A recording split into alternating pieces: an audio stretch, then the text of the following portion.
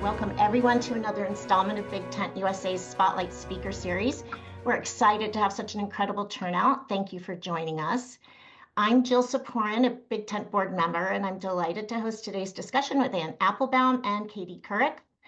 While the world around us certainly feels chaotic, Big Tent USA remains committed to defending the democratic values and processes found in our Constitution. Big Tent's goal is to empower you with facts and guidance and calls to action so you can become a stronger, more effective advocate. As we do our work, we urge you to use the knowledge you gain from our guests like today's and speak out.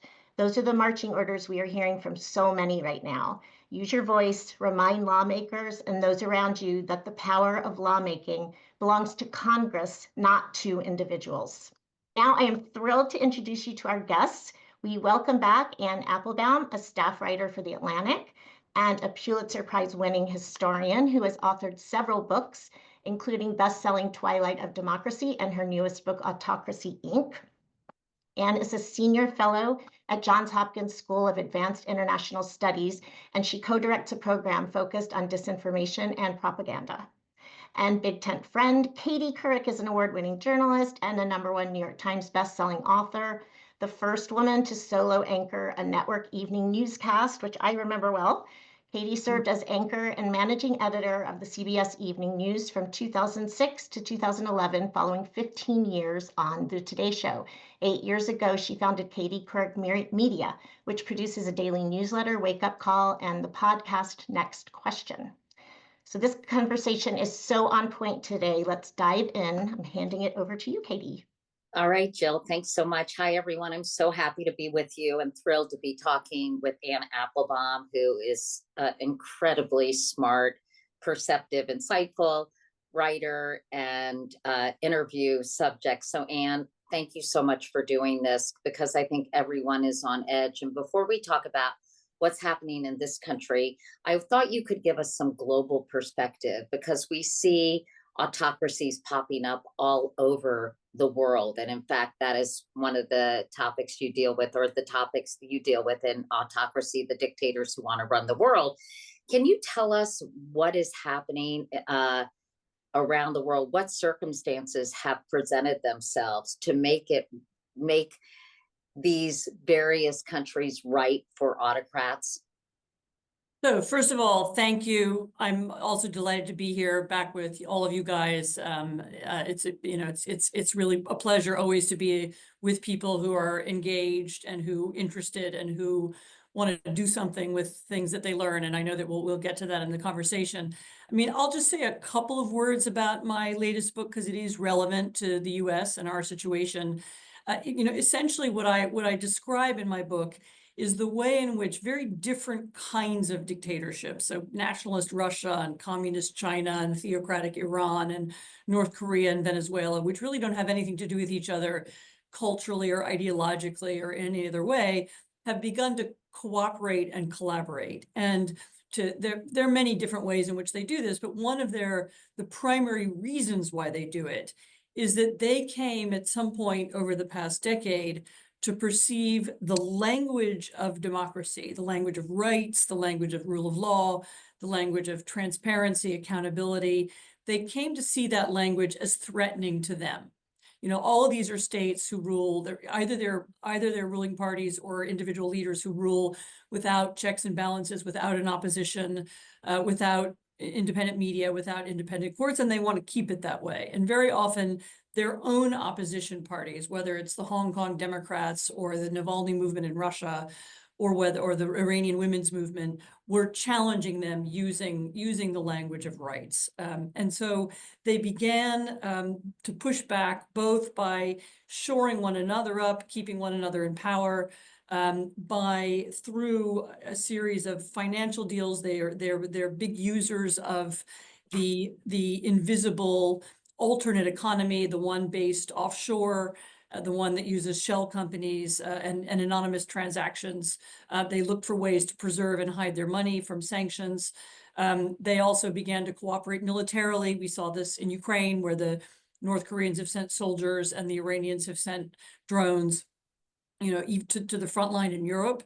And we also see them collaborating, and this is maybe where this group has seen it in their own lives. You know, we also see them collaborating on authoritarian narratives. You know, more or less the idea that authoritarianism is stable and safe, and democracies are weak and divided, and authoritarians defend some kind of traditional definition of the family and of society, and democracies are degenerate.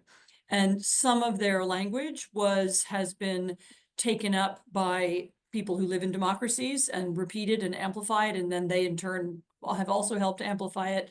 And some of their financial practices, you know, the kleptocracy, secrecy, you know, the youth kind of grand scale corruption has also been envied and imitated by people in the democratic world.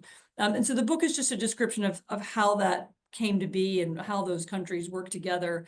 But I very much see what's happening in our country as connected to that story. Well, I was going to say, can you talk about that? Because some of the things you're saying are eerily, you know, reminding us of some of the things that we see happening here in the United States. And can you talk about that and how you see evidence of that?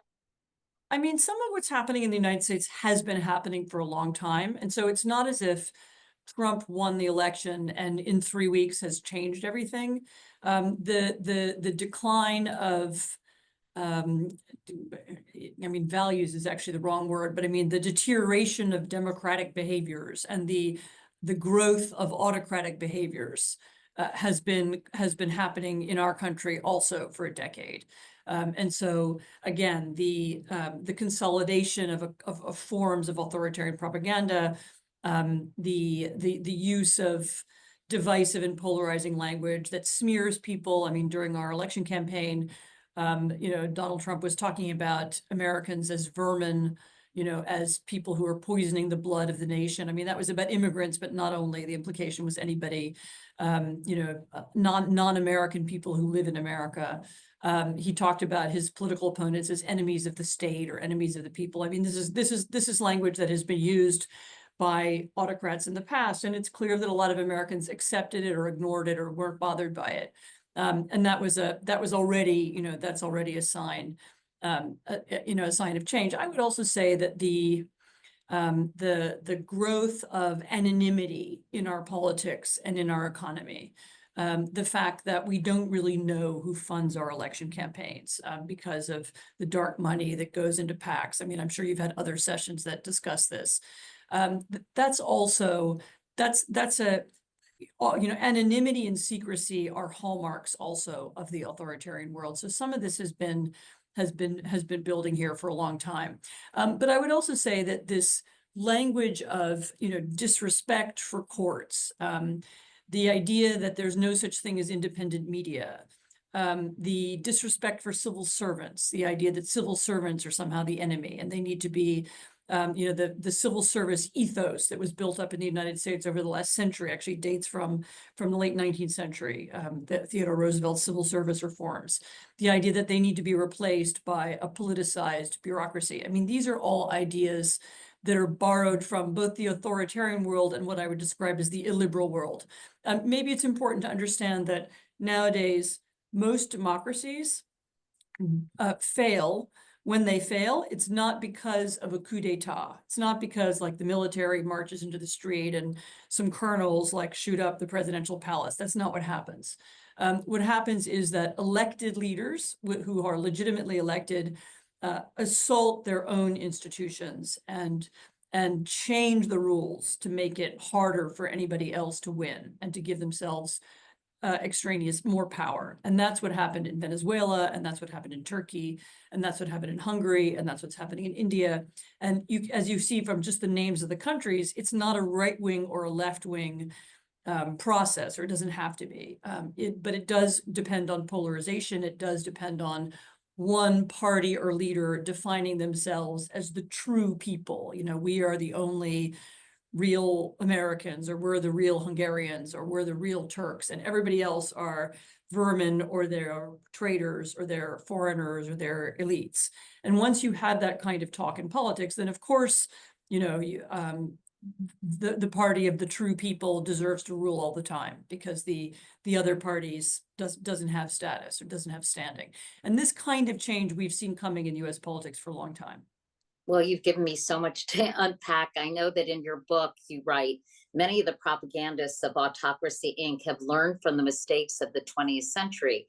They don't offer their fellow citizens a vision of utopia, and they don't inspire them to build a better world. Instead, they teach people to be cynical and passive because there is no better world to build. The reality is, though, that we're actually living in a time of general prosperity. Why are so many Americans falling prey to these cynical appeals that there is no better world to build? Is it because of an income inequality? I mean, what are the factors that are giving people so much reason to be aggrieved? So I think inequality is a big piece of it. I mean, there's a sense that the economy is rigged. You know, the American dream is dead. Some people have captured all the money and all the power, and nobody else can, can take it. I don't think that explains all of it, because quite a lot of very wealthy people and very well-off people and very successful people who have themselves made progress in life also seem to be, and this is not just in the US, also seem to be susceptible to that kind of cynicism. But is that because of taxation, Anne? They don't want to pay higher taxes, and they're going, he's going to make the rich get richer? Maybe. I mean, I think there's more to it than that. I mean, I think my guess is that this is related both to the nature of social media, which now presents us information in ever-changing, rapid form. It's very hard to know what's important and what's not.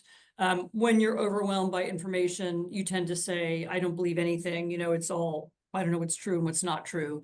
I think that's a piece of the story, but I think that's connected to something else, which is that we're living in a moment of really, really rapid change. Maybe we don't even acknowledge it, economic change and political change and demographic change and social change. And that there is a proportion of the population for whom that experience of rapid change is very, very unnerving. And Right. there's one thing that is true. So if you were born in, I don't know, rural or small town America, or indeed small town Poland or, rural France, 50 years ago, the world that you knew when you were growing up has completely disappeared. So you don't maybe everybody went to church in your town, or everybody went to the same school, or everybody, and that has created this sense of loss and nostalgia. And by the way, there were people in your town. Now everyone's leaving rural America to go to big cities. So those towns are dying. That's a part of it. I mean, it's, although once again, that doesn't explain the wealthy people in New York who feel this way. So it's right. Some of it is imaginary as well. I mean, some of it is just there is a sense that, I didn't grow up in a small town. I grew up in a city, but even so, the kind of childhood I had is also gone. I mean, we didn't have phones, and we didn't have, an onslaught of information, and we didn't have Instagram. I mean, there is a way in which the speed of change and the sense of loss, I think, is really strong. I mean, that's a kind of more, maybe it's a deeper answer than you want, but no, I know what you mean. I'm not sure all of it is about, people like the economic explanation because that suggests there's a policy change that could fix it. But I mean, among other things, I think the Biden administration really did seek to do that. There was a lot of policies that were, they pursued with the idea that they were helping people who were on the lower end of the economic scale, and it backfired. I mean, it didn't work for them. And that makes me think that that's not the full explanation. Yeah, I'm sure it's multifaceted. And I was just going to say, my daughter, who's 33, often says to me, Mom, I wish I grew up in the 70s, because she hates all the technology and the constant social media. And so I do think there's a nostalgia for a simpler way of life in many quarters that shouldn't be mistaken for the MAGA movement. But I think it's something that a lot of people share. I want to dig into what we've been witnessing these last few weeks. There's so much to cover, and that seems to be a part of the strategy. They are aggressively flooding the zone, per Steve Bannon, with a dizzying stream of executive orders and confounding announcements, from remaking Gaza to the Riviera, the Middle East, to taking over the Kennedy Center, to calling it the Gulf of America, there are almost too many to name. So I'm just curious, is this strategy of muzzle velocity that Steve Bannon talks about typical for a would-be autocratic leader? And is this something that you've seen in other places, or is this a new and unique approach to the Trump administration? This is absolutely standard practice. I mean, Putin invented it, and maybe he didn't invent it, but he was the great practitioner of it.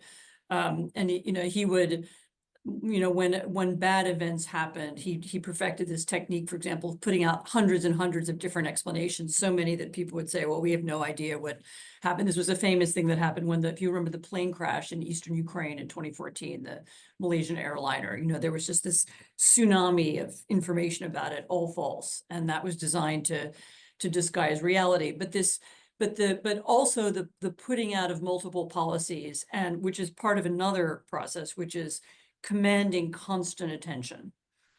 This is something we definitely have seen before. So Hugo Chavez, also legitimately elected leader when he first came into office, practiced exactly this. I mean, Chavez actually had a Sunday television program where he would appear for hours and hours and hours, and he would invite celebrities on, and sometimes he would sing and so on. I mean, it was a kind of political entertainment show.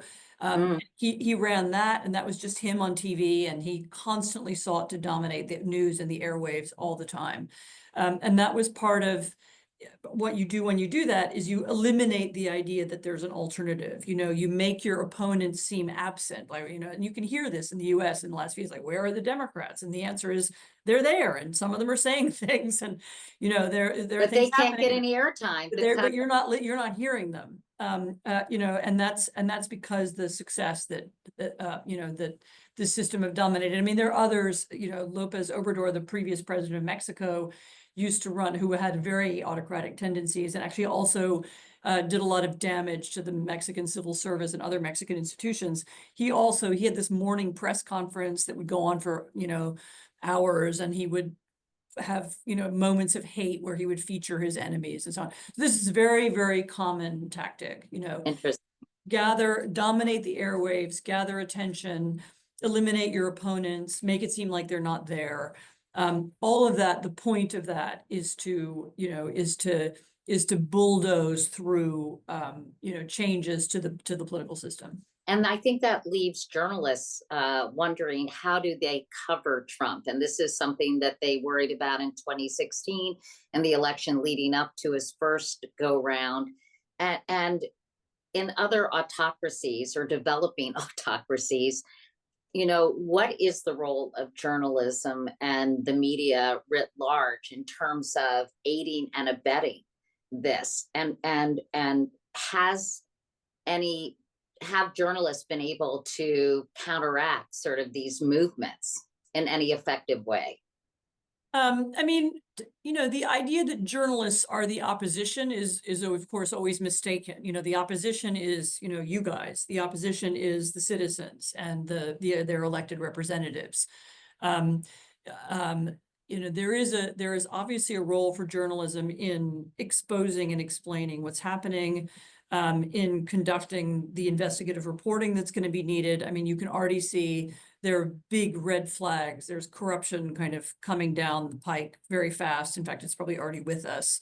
Well, I'm sure you'll want to talk about the role of Musk and the idea of that's my next topic. In a minute. But and also I think, it would be, the difficulty, as you've just said, is going to be explaining and informing people while at the same time allowing space for people to step back and put what's going on in a frame. I mean, it's not just shock horror, the president's going to build a Trump Tower in Gaza.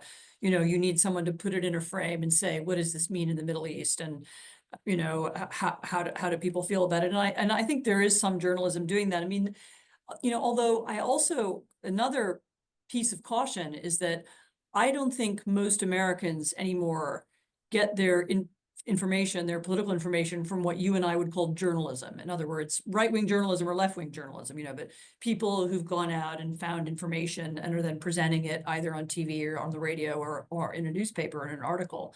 A lot of people now get their information from TikTok, from podcasts, Their from Facebook page. from their Facebook page, from their friends, and that's not necessarily journalism. That's rumors or and so the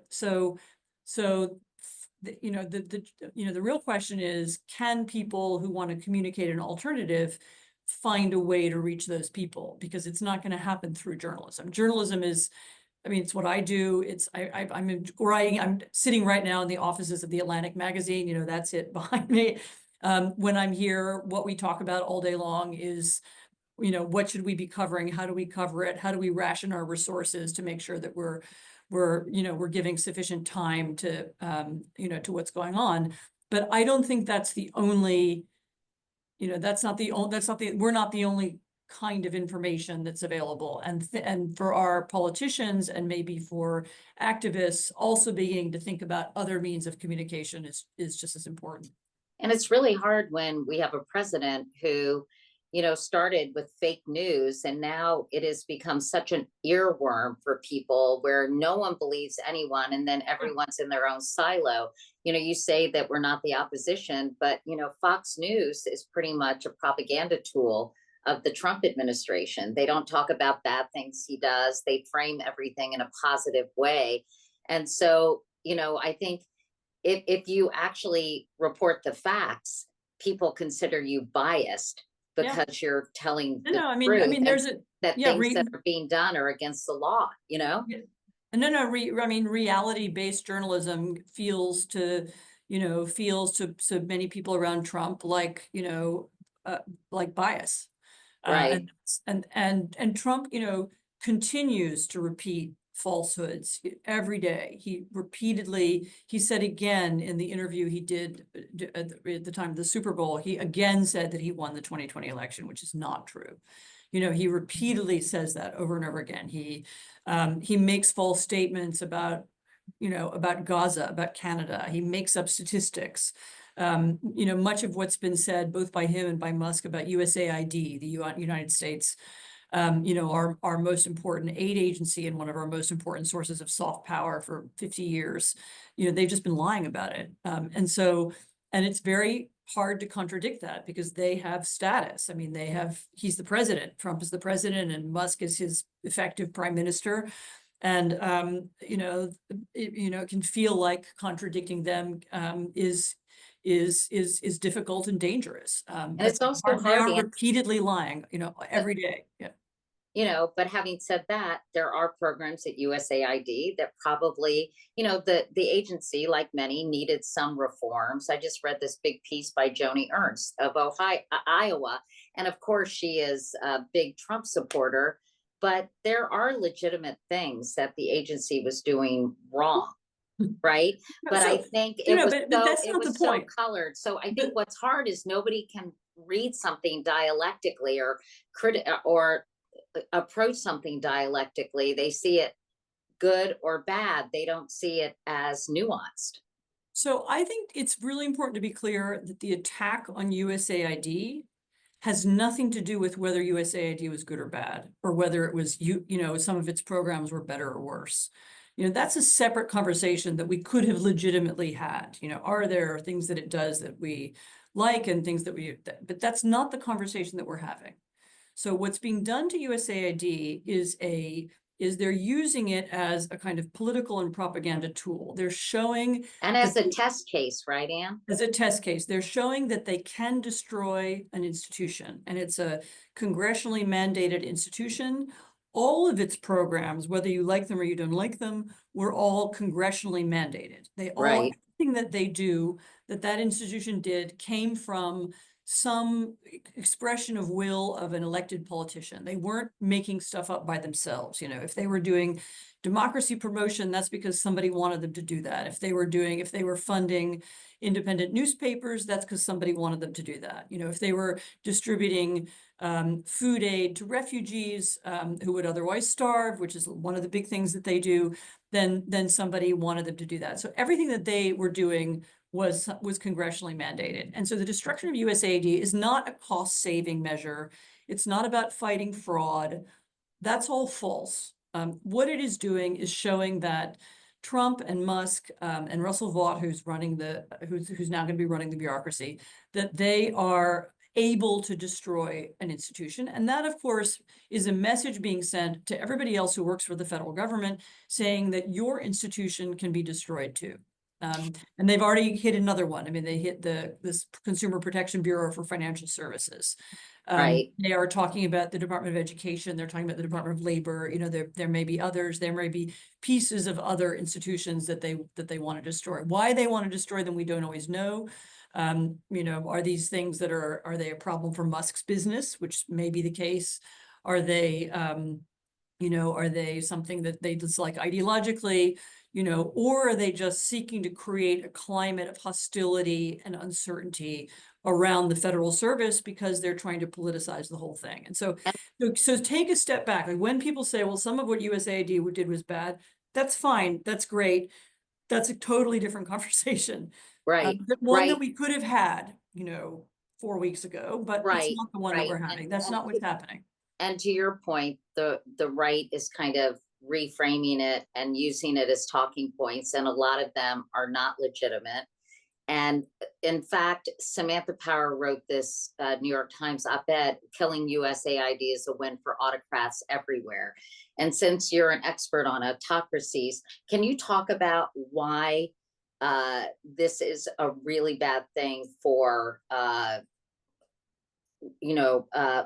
for democracies around the world, and why it could feed into burgeoning autocracies? So part of why so many countries, both our close allies, but also other countries in Africa and Asia and so on, both our closest allies and others, why they cooperate with the United States is because they admire the United States, because they feel that the United States stands for a set of values, because the United States expresses its generosity, for example, through help given to refugees, you know, who are, you know, the poorest people on the planet. You know, the U.S. has a kind of very powerful, built up over many decades reputation, and not everybody agrees with this, and plenty of people think it's hypocritical. And those people are going to now have a field day and say, "We told you the United States was always you know, it was all fake, and you know they didn't believe their own values." But quite a lot of people did believe that.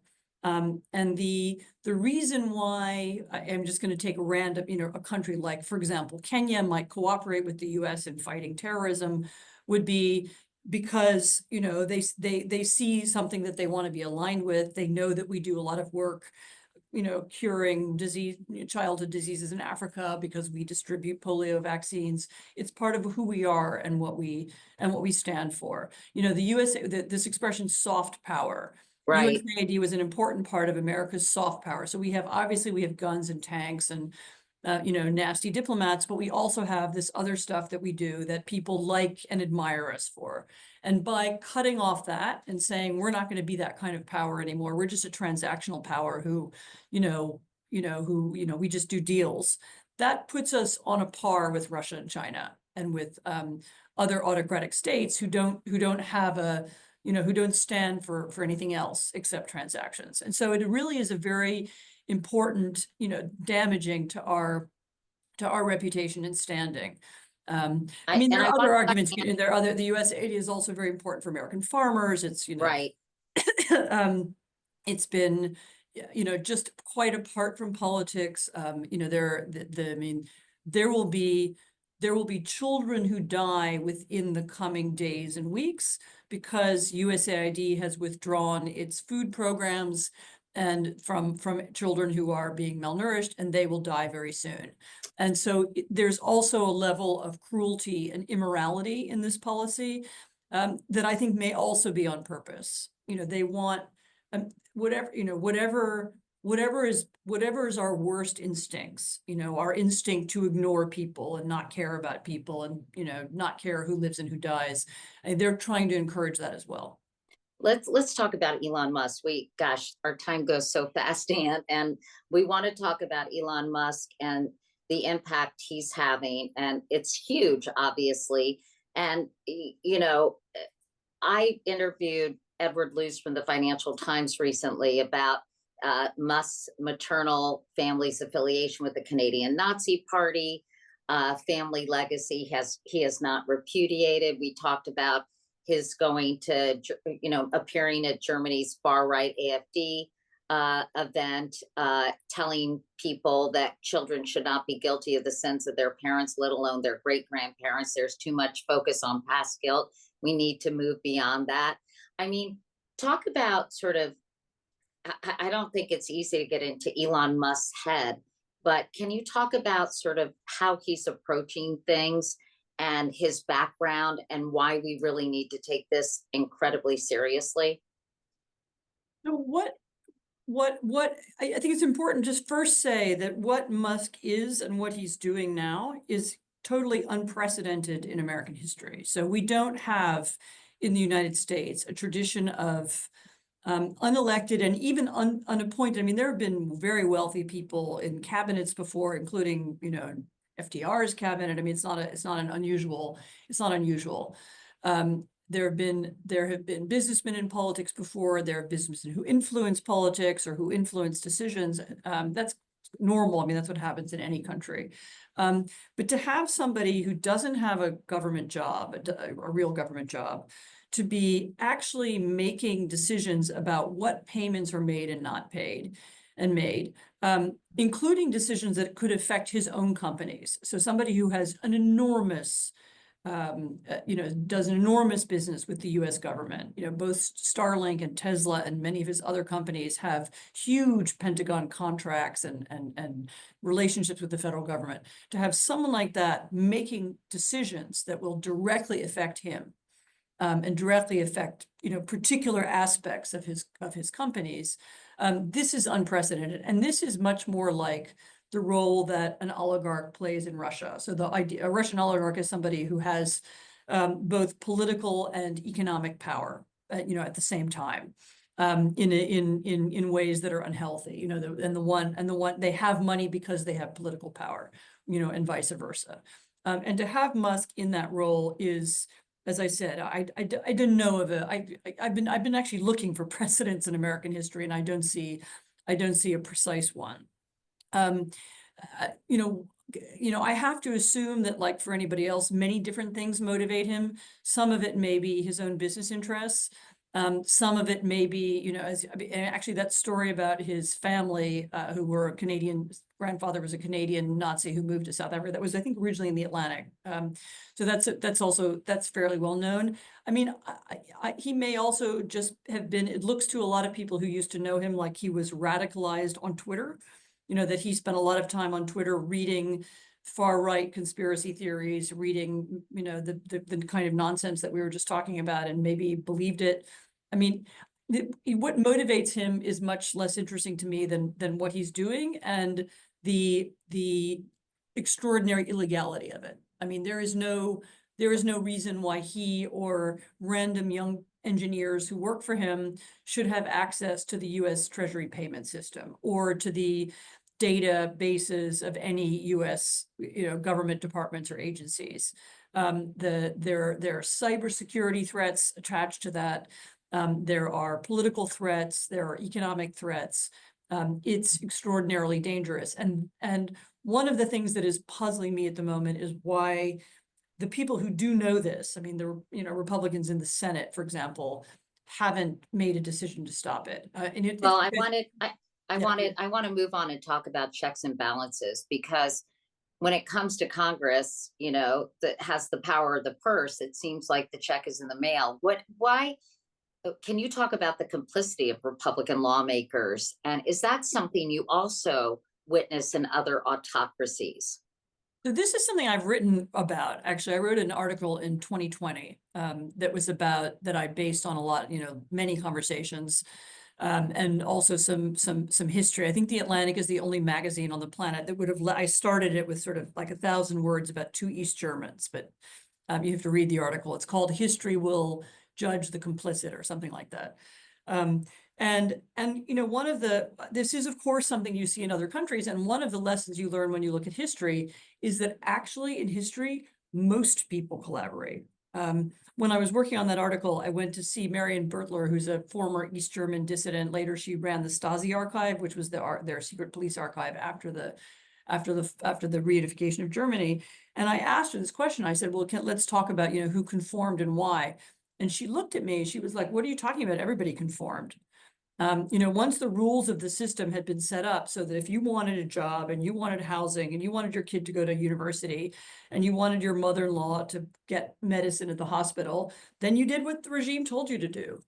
And unfortunately, that will happen. I mean, when the rules change, and this is what could happen in the civil service, either you will conform to the rules and you will say what they tell you to say about whatever, about DEI or climate or, whatever they're using as their purity test or their loyalty test. If you don't conform, then you will be expelled. I mean, has always been harder for me to explain in the case of elected politicians, especially senators, because they're elected for 6 years. They have a lot of, power. Nobody can remove them. They are, what's the worst thing that could happen to them? The worst thing is they don't get reelected and then they have to teach at the Harvard Kennedy School. It's not like it's not like they're going to jail or, they'll be tortured or murdered if they don't do what Trump says. And yet we've even among that group of people, we see this extraordinary willingness to conform, to ignore the Constitution, to let Trump do what he wants, to confirm Trump's completely, off the rails, inappropriate cabinet nominations. Yeah, I mean, Off the rails. Angus King, basically did a riff on what happened during the McCarthy hearings. Have you no decency? Is there no red line? And it doesn't seem like anything, save for Lisa Murkowski and Hegseth, right? I mean, it just doesn't seem like they're finding their conscience at all. And meanwhile, and then we'll get to what everyone can do, because somebody said this is not making us feel better. No, I mean, I think some of it is genuine. I said they have no real fear. I mean, some of it, there is something in US politics. It's also been developing for a long time that we didn't used to have, which is that a lot of them are personally intimidated. I mean, Mitt Romney wrote about this. If you're from a red state and you're a senator and you vote against Trump, then you will have death threats. You might have people standing outside your house. Your kids might be threatened. I mean, there is also but we also saw during COVID, it may hurt your constituents, right? I mean, Gretchen Whitmer and all the games they played during COVID with PPE and all that stuff. I mean, it's not just you personally. It could be the people in your state that you're representing, right, Anne? Yeah, I mean, there's many ominous things happening now. I mean, one of them is the attack on universities. There's been the NIH, which funds health research all over the country, actually, has announced huge cuts in federal funding, which is also, by the way, completely illegal. And one of the disturbing things is that there's some lawsuits that have just been filed. And they're coming from universities in blue states. And it's because the universities in red states, either their own, particularly state universities, their attorney generals won't support them, or they're afraid, or maybe they're going to cut some kind of separate deal. But that's very creepy. I mean, in other words, this is something that hurts everybody. University of Alabama has a huge hospital in Birmingham, does a lot of research, Right. Vanderbilt. I mean, there are plenty of great universities in red states, great medical schools, great hospitals, and they are also having their funding cut, but they seem to be reluctant to join their, colleagues in protesting. So we see a lot of hedging already, not just among politicians, not just among civil servants, but you'll see there will be more stuff coming at universities, and then of course in the private sector we've seen plenty of that too. I'm sure you've talked about it on your other recent programs. Yeah, like preemptive, measures out of fear. I wanted to ask you about the judiciary, because on Sunday, JD Vance wrote on X, quote, "If a judge tried to tell a general how to conduct a military operation, that would be illegal. If a judge tried to command the attorney general on how to use her discretion as a prosecutor, that's also illegal. Judges are not allowed to control the executive's legitimate power. This seems to be a real challenge to the judiciary branch of government. And I know that judges in Massachusetts and Rhode Island have pressed pause on some of the things the Trump administration is trying to do. So 2 questions, Anne. Are the courts strong enough to stop some of these things from happening? And what if the Trump administration ignores what the courts are saying? So clearly Vance is wrong. I mean, what the judges are saying is that, the president's power is not, president does not have the power to block congressionally mandated programs for which funds have already been appropriated. In other words, this is against the Constitution. I am afraid that ignoring the judges is going to be the first really big constitutional crisis, and we're maybe hours away from it. And I don't know how it will be resolved, because what has made our political system work for the last couple hundred years, give or take the Civil War, has been the players in the tripartite system, the judiciary, the legislative and executive powers, understanding their roles and understanding what powers the other one has.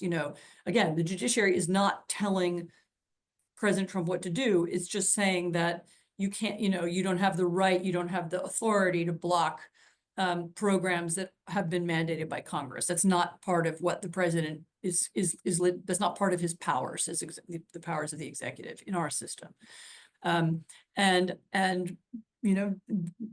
if the Trump administration decides to ignore that or surpass it, then we really are in another stage of crisis. And I don't know, I can't tell you now, I'm not a constitutional lawyer, I can't tell you now exactly how it will be resolved, but it would be something that, depending on the scale of it, is something we haven't seen. I mean, I guess the last version of this was southern states ignoring segregation decisions, back in the 50s. I mean, that's Wasn't there the last something time with something happened on that scale. Yeah, and with Nixon, I think too, he tried to do something and it was quashed by Congress. I can't remember. Maybe it was impounding funds. I can't remember. Sorry. Yeah, that was an argument. But actually, this is not just impoundment. This is the executive, or ignoring the courts or ignoring that. I don't know of an example of that at scale. Maybe you could find small versions of it, but I don't know of an example of that at scale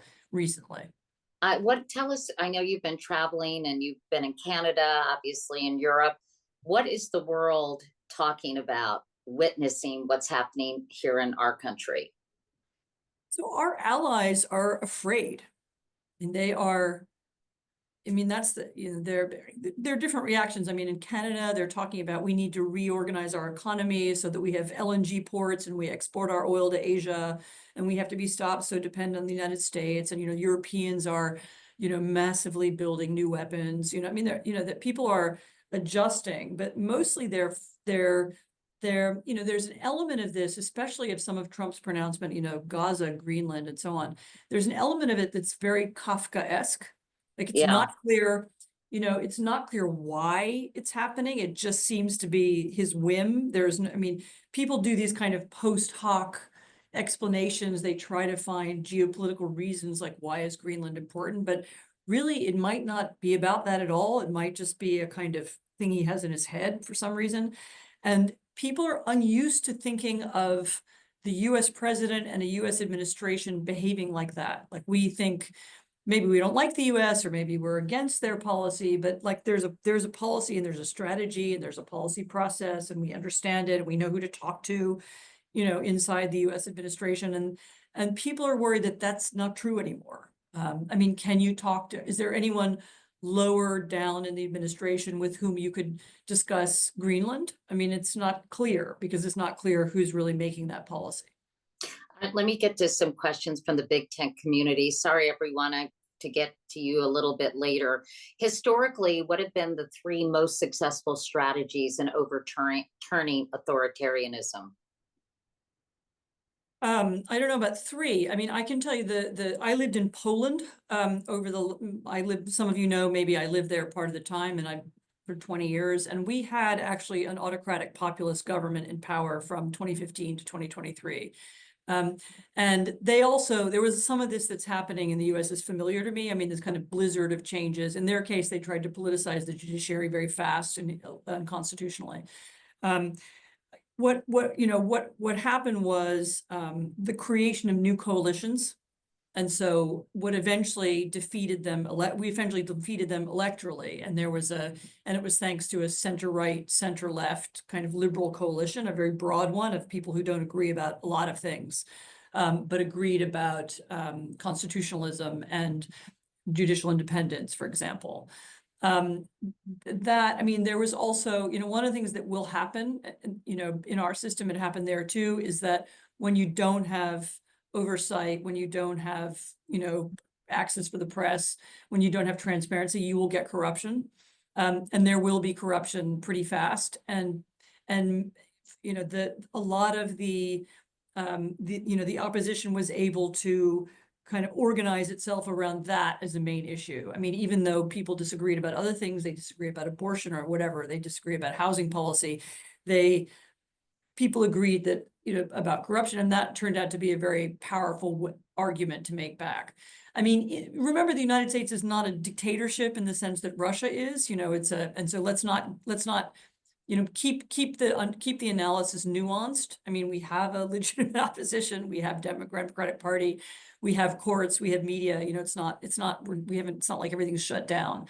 And so finding ways for people to use those tools and come together, and to find the stories and the narratives and the arguments that unite people instead of dividing them. I mean, I think that's the best idea. I mean, there are a lot of stories from the autocratic world about mobilizing citizens and so on.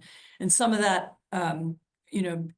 we're a democracy, but some of that might be applicable here too. Well, I think people are wondering, someone in fact asked, is large-scale protest an effective against early stage authoritarianism? And, we haven't seen people take to the street, we haven't seen the Women's March. I think people feel overwhelmed in many cases, and they don't know the most effective way to fight back. I mean, one of the most commented things I'm seeing in the chat is people feel powerless. They don't know what to do. Is there more than calling your, representatives, which I've done, and members of Congress and local offices, et cetera? What else? Marches, I have some ambivalent feelings about them. I mean, they do help in that they give people, and this is not a small thing. They give people the sense of empowerment. I mean, I was in a lot of marches in Poland at that time, and they being with 1 million people on a street is great, and they all, and I think we may eventually get to that. They aren't necessarily effective in changing policy, but they have other uses. They mobilize people. They persuade people they energize people and persuade them to go and do things. And so I would hope that we would see marches at the state level. I mean, I'm kind of less. Someone just pointed out there were marches last Wednesday in all 50 states. I saw that. I mean, they were fairly small, but right. What would be useful would be, focusing on that. I mean, focusing on state capitals. And more media attention of those protests. Using the marches and using any protest you do to remind your state representatives, both your members of Congress and your state house, the people who represent you at the state level, reminding them of what you think and I think beginning to find the stories and that demonstrate the damage being done. And again, whether it's your hospital in Birmingham or whether it's the Head Start program that's being cut, or whether it's the stories of people who were saved from fraud by the Financial Protection Bureau that's now been destroyed. I mean, finding the pieces of the story that you can tell your legislators and you can tell other people. I mean, that's something that citizens can do. A member of Congress said this to somebody, I had an email exchange with somebody who said that her member of Congress had said to her, bring me stories, like show me what's happening, talking to people at the level of democracy, judges, and so on. I mean, of course we have to do that, but what will really convince people and begin to build the coalition that we need is the very specific stories of things that you see on the ground, people that you know, things that are happening in your community. The more you can communicate that to the people who represent you. I mean, one of the things that's happened in the United States also over the last few decades has been the decline of participation in local politics. Actually, a And lot of also the decline in local news, which is so actually a lot of political decisions are made at the state level, a lot of the most important decisions. And reminding your state representatives and knowing who they are and communicating with them, as well as communicating obviously with your members of Congress, this is really important. And to the extent that you are able to be, I know people have limits on their time and I understand that, but you're able to be involved in state level politics as a campaigner or a participant or a fund or whatever it is that you're able to do. I mean, that's a really, really important part of American life that's been partly lost. And what do you think Democrats should be doing that they're not doing, or what are they doing right, or what can they do? They are the minority. Got Republican controlled everything right now. What do you think Democrats can do that could be more effective in pushing back and challenging all these? I'd like to see them speaking with one voice. I'm just using some of the same language, telling these stories themselves. I would also like to see them using those different channels of social media and other, non-traditional media to reach constituents who can't be reached. I mean, there are also, I mean, the budget negotiations coming up will be a really important moment for Democrats to demonstrate unity and to show that they have they have an alternative program. I actually liked Tim Snyder's idea of, if those of you who follow him, of creating a kind of shadow cabinet. In other words, a group of people who are, someone who can speak to healthcare, someone who can speak to whatever housing policy, people in Congress or who are the go-to people on particular issues. I mean, one of the problems of our system is that it's very diffuse. I mean, there are lots of members of Congress, they say different things. I mean, if it was clear that the Democratic Party had a spokesman for healthcare and it was, or a spokesman for transportation, that would be of enormous help. I mean, just thinking in a more organized way about what it means to be an opposition in this system, I'd really like to see that too. And feeling more coherent, as you said, one voice, and maybe, having it on all their social media channels, like an issue of the day. I don't know, something. It just feels like it is so fragmented in an already fragmented media ecosystem. I wanted to ask you quickly about history. You write about Stalin and how one of his first moves was firing all the government employees. I keep reading, and some people have mentioned in the chat, that Hitler changed Germany in 53 days, and I'm wondering if you can see parallels from the way those dictators operated and the things that Donald Trump and his administration and his crony Elon Musk are doing. So I don't think we need to even go to Hitler and Stalin. I mean, we can say that any illiberal leader, elected leader, who is seeking to change the political system, the first thing they do is attack the civil service. And we have in our country, maybe people don't know the history, but we had in the 19th century a system of so-called patronage. That meant that civil servants were hired and fired by the president. They were only loyal to the president.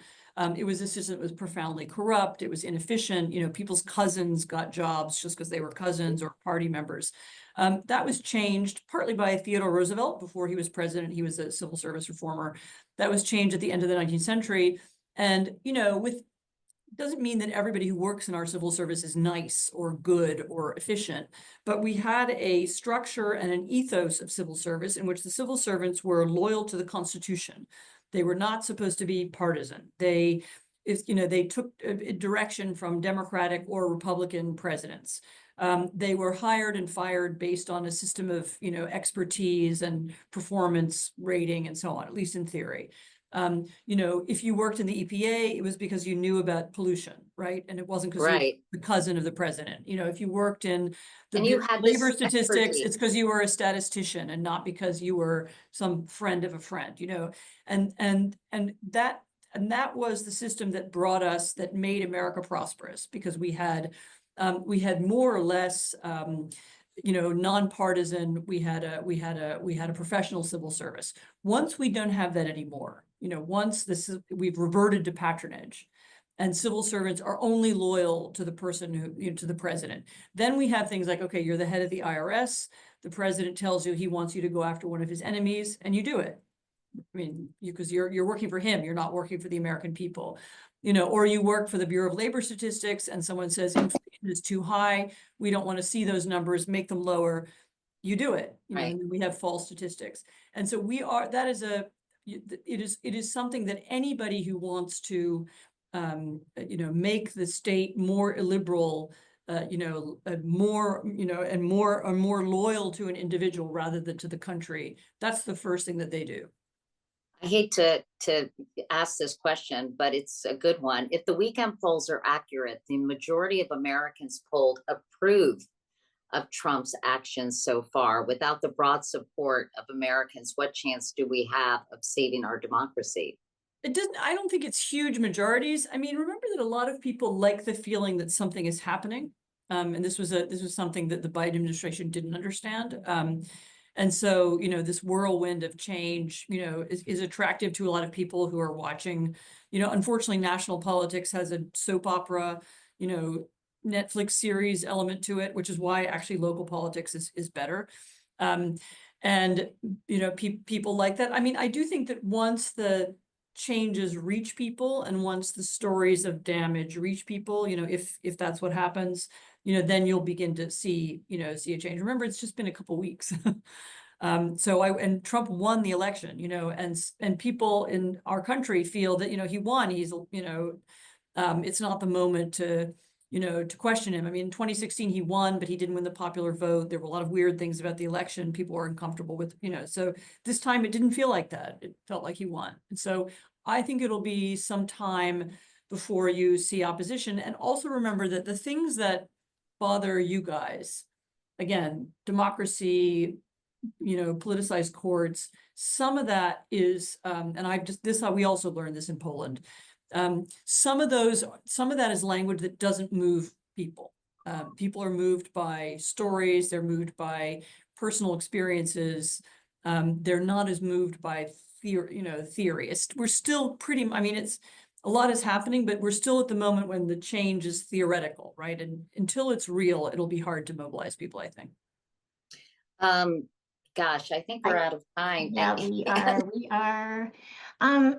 We want to thank you, Anne, for your expertise. So many people in the chat are saying how much they admire you and your writing and what you do. So we really want to thank you for coming. Katie, we always enjoy having you here with us. And as Anne said, there are some things we can do, like speaking out and talking to your lawmakers and participating in state politics. So those are things to think about as these days go on. Thank you, everybody. Thanks.